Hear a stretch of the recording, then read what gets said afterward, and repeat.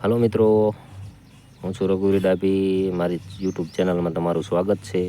આજ હું તમને બતાવીશ કે આપણે કંકોડાના બી કઈ રીતે વવાય તો એનું ઝટઝટ ઉગી જાય। તો જો તમારે સૌ પહેલાં શું કરવાનું છે, આ બાવરાની પાની છે, જે બાવરાની પાની થડ નીચે પડી હોય, બાવરાની પાની પાંદડા, પછી આ બીજું છે છાણિયું ખાતર, જે છાણિયું ખાતર છે, અને આ ત્રીજી છે આપણે ધૂળ, એટલે કે રેતી કયો કે ધૂળ કયો, જમીન પડાયની। હવે આપણે શું કરવાનું છે, અહીંયા આ ધૂળ, આટલી ધૂળ થોડીક લીધી, અને આ છાણિયું ખાતર અને આ બાવળાની પાની અને આટલી ધૂળ, આ બધું ભેગું કરવાનું મિક્સમાં।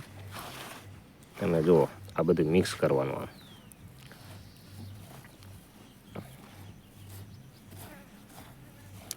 બધું મિક્સ કરી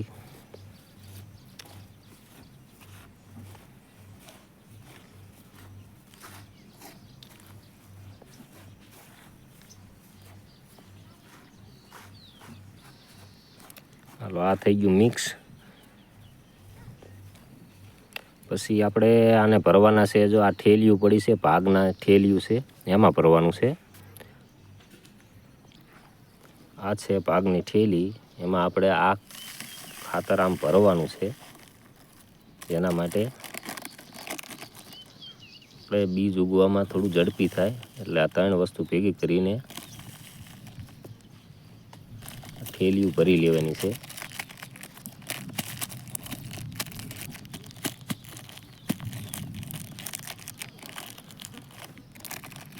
આ એક ઠેલી ભરાઈ જાય, પછી આ બીજી ઠેલી ભરવાની છે।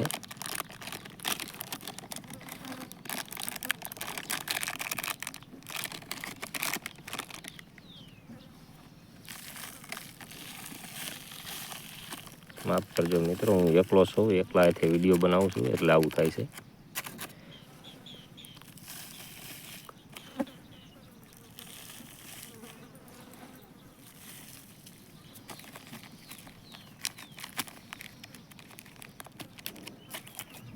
હાલો મિત્રો, હવે આપણે આ ઠેલિયું ભરીને તૈયાર થઈ જશે।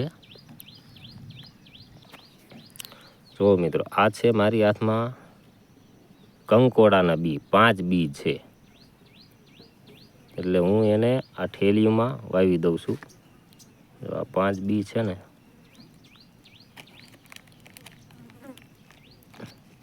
એક, આ 2, આ 3, આ એક ઠેલીમાં 3 બી નાખ્યા છે, અને આ બીજી ઠેલીમાં આપણે 2 બી નાખશું। એટલે આ તો ખાલી આપણે સેમ્પલ પૂરતું જ છે, બાકી પછી આને જ્યારે આ બી ઉગી જાય ને, પછી ક્યાંક બાવળા નીચે કે ગમે એ ઝાડના નીચે વાવી દેવાના છે। હાલો, હવે હું તમને બતાવીશ કે આમાં પાણી આપણે નાખવું પડશે। જો મિત્રો, હું આ એક પ્લાસ્ટિકની શીશી લઈને આવ્યો છું, બોતલ ખાલી, એમાં આપણે આમાંથી પાણી ભરશું। જો આ ધોરિયામાંથી આપણે પાણી ભર્યું છે। હાલો, આ પાણી ભરાઈ ગયું, પછી આપણે આ બોતલ લઈ અને આપણે અહીંયા આ રોપને એવું કર્યું છે ને, એમાં નાખવાનું છે। જો આ છે ઠેલી, એમાં આપણે પાણી નાખી દેવાનું છે।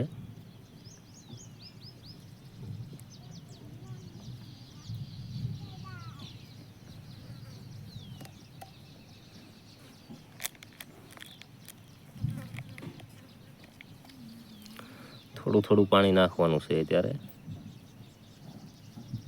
એટલે આખું પલળી જાય।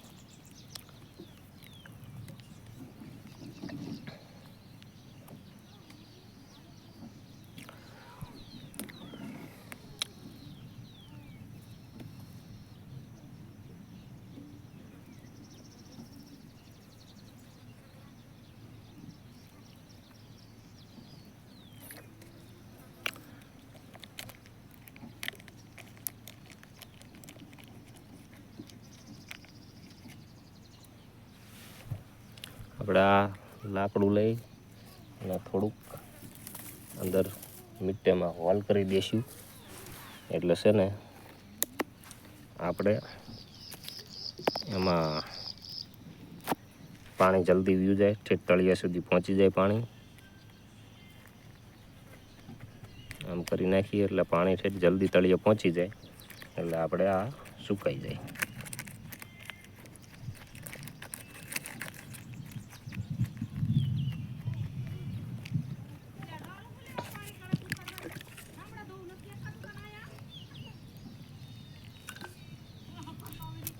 પછી આપણે આ 2 થેલીઓ લઈ લઈશું અને આપણે ક્યાંક સારું ઝાડવાનું થડ હશે એના થડે મૂકી દઈશું.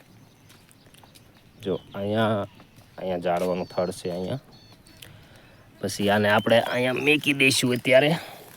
પછી જ્યારે આ થડમાંથી આ રોપ ઉગી જશે ને પછી આપણે પાછું આને બહાર લઈ લઈશું.